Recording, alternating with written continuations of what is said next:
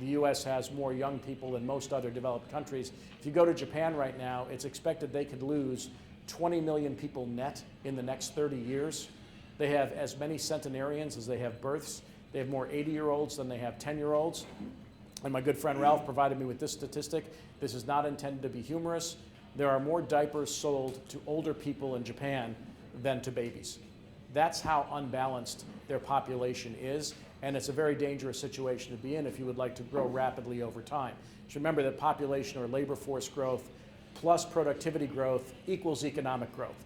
So if you don't have the population growing at a rapid clip and you don't get productivity growing, you cannot grow at a pace that would allow your economy to expand reasonably, and also, in the world that we inhabit right now, absorb the indebtedness that we have in most major developed nations. So we've been relatively stable. When you take Gen X, Millennials, and Gen Z, put them together, it's 143 million people, which is double the size of the baby boomers. The Millennials themselves just crossed the size of the baby boom cohort last year. So we're relatively better off than most other developed nations. Europe is aging faster than we are. Having said that, the birth rate in the United States has fallen to a 30-year low. Family formation rates are lower than they've been in quite some time. And that's a challenge in the US when, you know, particularly in this part of the country, we have very constrictive immigration policies as well.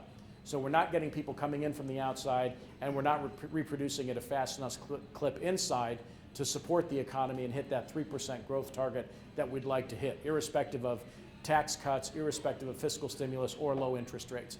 We need to boost population growth.